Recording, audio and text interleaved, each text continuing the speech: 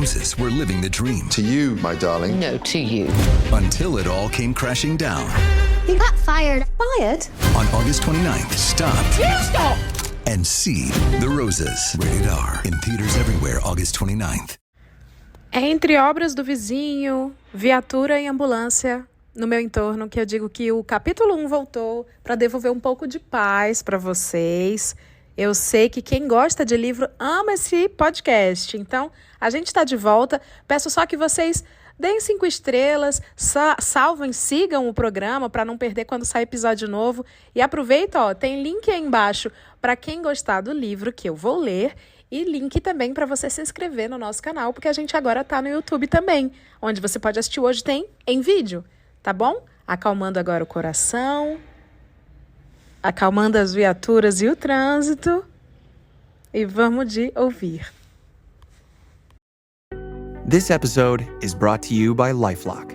When you visit the doctor, you probably hand over your insurance, your ID, and contact details. It's just one of the many places that has your personal info.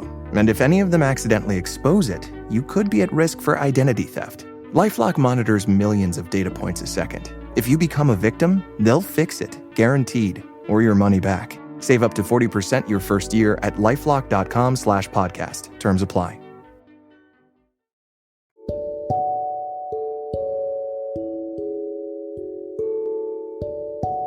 Bem-vindos de volta ao maravilhoso mundo dos contos. Dessa vez vamos abrir as primeiras páginas de um livro que fala sobre a vida de quem se cerca de gente para ganhar o seu pão de cada dia. A história solitária, cercada por outras histórias solitárias. Vamos nessa?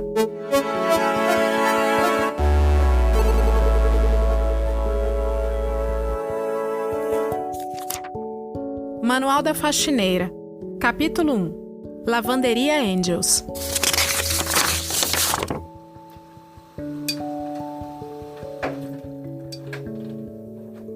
Um índio velho e alto, de calça leves, desbotada e um belo cinto zune. Cabelo branco comprido, amarrado com um fio de lã grená na altura do pescoço. O estranho foi que durante mais ou menos um ano aconteceu de irmos a Angels sempre na mesma hora. Mas não nas mesmas horas. Quer dizer, eu tanto podia ir às 7 da manhã de uma segunda-feira, como às 6:30 da tarde de uma sexta que ele já estava lá. Com a senhora Armitage tinha sido diferente, embora ela também fosse velha. Isso foi em Nova York, na lavanderia San Juan, na Rua 15. Os donos eram porto-riquenhos. As máquinas transbordavam espuma pelo chão. Eu era uma jovem mãe na época e lavava fraldas nas manhãs de quinta-feira. Ela morava no apartamento em cima do meu, o 4C. Uma manhã, na lavanderia, ela me entregou uma chave. Disse que se eu não a visse às quintas-feiras, isso queria dizer que ela tinha morrido. E perguntou se eu poderia, por favor, ir lá, encontrar o corpo dela. Desse dia em diante, eu me vi obrigada a lavar as roupas às quintas-feiras. Ela morreu numa segunda-feira, e eu nunca mais voltei à lavanderia San Juan. O zelador a encontrou, não sei como. Durante meses, na Angels, o índio e eu não falamos uma palavra para o outro, mas sentávamos lado a lado em cadeiras de plástico amarelas interligadas, como cadeiras de aeroporto. O barulho que elas faziam quando derrapavam no linóleo poído doía nos dentes. O índio costumava ficar sentado lá, bebericando Jim Beam e olhando para as minhas mãos. Não diretamente, mas pelo espelho pendurado na nossa frente em cima das máquinas de lavar Speed Queen. No início, não me incomodou. Um velho índio observando as minhas mãos pelo espelho sujo, entre um aviso amarelado que dizia "Passar a ferro, 1,50", e uma oração da serenidade em laranja fosforescente. Concedei-me, Senhor, serenidade para aceitar as coisas que não posso mudar. Mas depois eu comecei a me perguntar se ele tinha alguma tara por mãos. Aquilo me deixava nervosa. Ele me vigiando enquanto eu fumava, assoava o nariz, folheava revistas de anos atrás. Por fim, ele acabou me fazendo olhar para as minhas mãos. Eu o vi quase sorrir porque tinha me flagrado olhando para as minhas próprias mãos. Pela primeira vez, os nossos olhos se encontraram no espelho, logo abaixo de "Não sobrecarregue as máquinas". Havia pânico nos meus olhos. Pelo espelho, eu olhei para os meus próprios olhos e de novo para as minhas mãos. Manchas de velhice horrendas, 2 cicatrizes. Mãos não indígenas, nervosas, solitárias. Eu via filhos, homens, jardins nas mãos. As mãos dele, naquele dia, no dia em que reparei as minhas, estavam pousadas, cada uma em uma coxa azul e tensa. A maior parte do tempo, elas tremiam horrores e ele simplesmente as deixava tremer no colo. Mas naquele dia, estava querendo mantê-las paradas. O esforço para impedir que elas tremessem fazia com que os nós cor de tijolo dos dedos ficassem brancos. A única vez em que eu tinha falado com a Sra. Armitage fora da lavanderia tinha sido quando a privada dela transbordou e a água começou a escorrer torrencialmente pelo lustre no meu andar do prédio.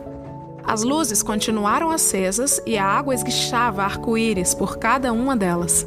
A Sra. Armitage segurou o meu braço com a sua mão fria e moribunda e disse: "É um milagre, não é?" O nome dele era Tony. Era um Apache Ricarídea do norte do estado.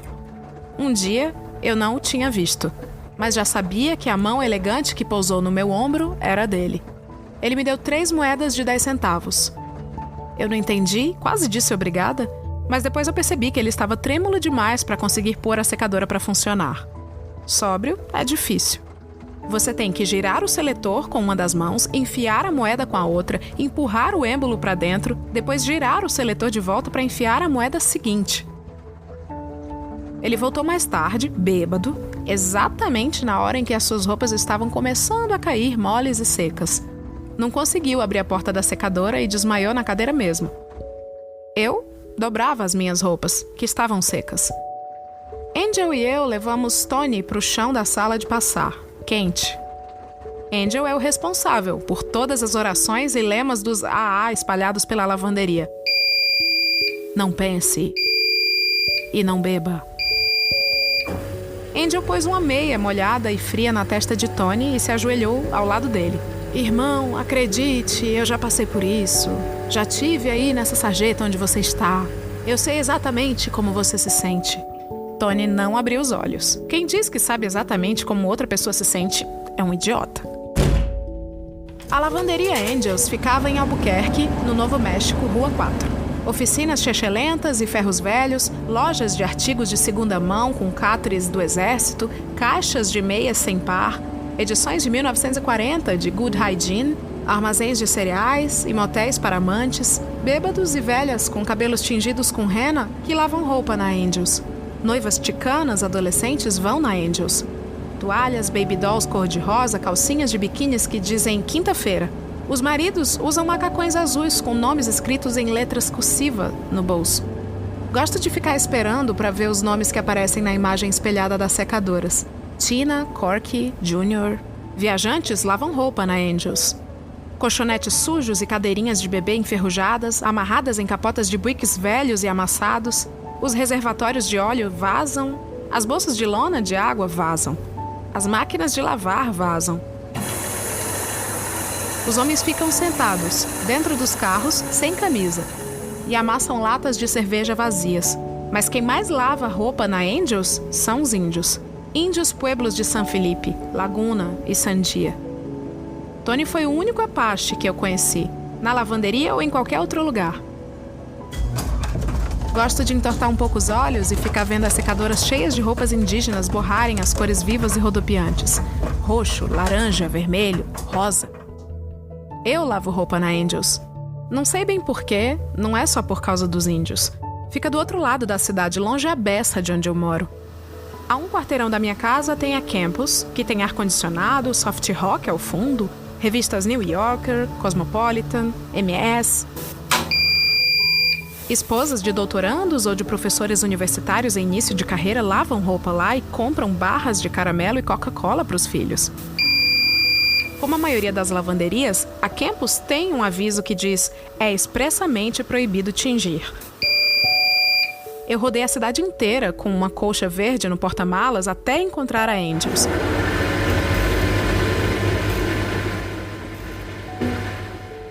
E o seu aviso amarelo: você pode tingir a qualquer hora aqui. Eu percebi que a colcha não ia ficar roxa, mas sim de um tom mais escuro e manchado de verde, mas eu quis voltar assim mesmo. Gostava dos índios e das roupas deles. A máquina de Coca-Cola quebrada e o chão alagado me faziam lembrar de Nova York. Porto-riquenhos passando e passando pano no chão. O telefone público deles vivia fora de serviço, como a Angels. Será que eu tinha ido encontrar o corpo da senhora Armitage numa quinta? Eu sou o chefe da minha tribo, o índio disse. Antes, ele estava apenas sentado lá, bebericando vinho e olhando para as minhas mãos. Ele me contou que a mulher dele trabalhava de faxineira em casas de família. Eles tinham tido 4 filhos. O mais novo havia cometido suicídio. O mais velho, morrido no Vietnã. Os outros 2 eram motoristas de ônibus escolar. Você sabe por que eu gosto de você? Ele perguntou. Não, por quê? Porque você é uma pele vermelha. Ele apontou para o meu rosto no espelho. Sim, eu tenho a pele vermelha. E não, eu nunca tinha visto um índio de pele vermelha. Ele gostava do meu nome e pronunciava em italiano. Lucia. Tinha estado na Itália na Segunda Guerra Mundial. Obviamente, havia uma corrente com sua placa de identificação de soldado entre os seus lindos colares de prata e turquesa. A placa tinha um talho enorme. Foi tiro? Não. Ele costumava roer a placa quando estava com medo ou com tesão. Uma vez, ele sugeriu que fôssemos nos deitar para descansar juntos no trailer dele. Os esquimós dizem rir juntos. Eu apontei para o aviso em letras verdes fosforescentes. Nunca abandone as máquinas em funcionamento. Nós 2 caímos na gargalhada, rindo juntos nas nossas cadeiras de plástico interligadas. Depois ficamos calados, quietos. Nenhum som a não ser o chacoalhar da água, tão ritmo quanto as ondas do oceano.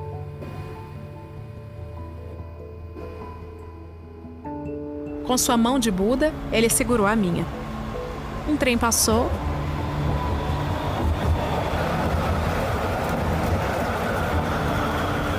Ele me cutucou e disse, grande cavalo de ferro, e começamos a rir de novo. Eu tendo a fazer muitas generalizações infundadas sobre as pessoas. Por exemplo, todos os negros devem gostar de Charlie Parker. Alemães são horríveis. Todos os índios têm um senso de humor estranho, como o da minha mãe.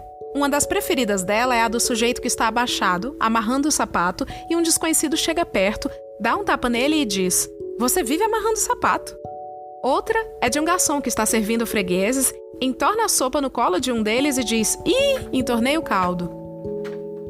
Tony costumava repetir essas histórias para mim em dias de pouco movimento da lavanderia. Uma vez ele estava muito bêbado e agressivo e se meteu numa briga com os caipiras no estacionamento. Eles quebraram a garrafa de uísque dele. Angel disse que compraria outra garrafa se Tony fosse com ele para a sala de passar e ouvisse o que ele tinha a dizer. Eu transferi as minhas roupas da máquina de lavar para a secadora enquanto Angel conversava com Tony sobre a coisa do um dia de cada vez. Quando saiu da sala de passar, Tony pôs as moedas dele na minha mão. Eu botei as roupas dele na secadora enquanto ele batalhava para abrir a tampa da garrafa de Jim Beam. Antes que eu tivesse tempo de me sentar, ele berrou para mim. Eu sou o chefe da minha tribo. Eu sou um chefe Apache. Merda. Vai a merda, chefe. Ele estava apenas sentado lá, bebendo e olhando para as minhas mãos pelo espelho. Então por que você lava as roupas dos Apaches? Não sei por que eu disse isso. Era uma coisa horrível de dizer. Talvez eu achasse que ele fosse rir. Ele riu de fato. De que tribo você é, pele vermelha? Ele perguntou, observando as minhas mãos pegarem num cigarro. Sabe quem acendeu o meu primeiro cigarro? Um príncipe. Você acredita? Claro que acredito. Quer fogo? Ele acendeu o meu cigarro e nós sorrimos um pro outro. Estávamos muito próximos e aí ele desmaiou e eu fiquei sozinha no espelho. Também havia uma moça jovem lá, não no espelho, mas sentada perto da vitrine. O cabelo dela encaracolava no vapor, delicado como os de Botticelli. Eu lia todos os avisos. Deus me dê coragem. Berço novo, nunca foi usado. Bebê morreu. A moça pôs as roupas dela num cesto azul turquesa e foi embora. Eu levei minhas roupas para a mesa, dei uma olhada nas de Tony e pus mais uma moeda na secadora. Estava sozinha na Angels com Tony. Olhei para as minhas mãos e para os meus olhos no espelho. Belos olhos azuis. Uma vez eu fiz um passeio de iate ao largo da costa de Viña del Mar. Filei meu primeiro cigarro e perguntei ao príncipe Ali Khan se ele tinha fogo. Enchanté, ele disse, mas não tinha fogo. Dobrei minhas roupas e, quando o Angel voltou, fui para casa. Não consigo me lembrar quando foi que eu me dei conta de que nunca mais vi aquele índio velho. E agora, de ouvinte, eu te convido a ser leitor do livro Manual da Faxineira, contos escolhidos por Lucia Burling, pela Companhia das Letras. Foi eleito um dos 10 melhores livros do ano pelo New York Times, claro que há uns 2 anos, mas é sempre bom a gente resgatar esses grandes títulos. Esse livro, ele foi elogiado pelo The Guardian, Independent, El País, New York Times, Book Review, The Paris Review Daily, enfim, vários veículos com seus rankings de publicações. Importante também dizer que esse livro, ele enaltece ainda mais e consolida a autora Lucia Burling como uma das principais autoras de contos do mundo. Ela tem uma magia descritiva que vocês acabaram de ouvir, você se imagina no lugar. Enfim, tudo muito curtinho, vale muito a pena a leitura, é uma delícia de ler, você lê rapidíssimo. E aí eu quero que vocês me contem qual o seu conto favorito aqui na enquete pelo Spotify, se você estiver ouvindo pelo Spotify. Não esquece de avaliar a gente aqui, 5 estrelinhas, seguir o nosso podcast. A gente se vê no próximo episódio do capítulo 1. Tchau, tchau!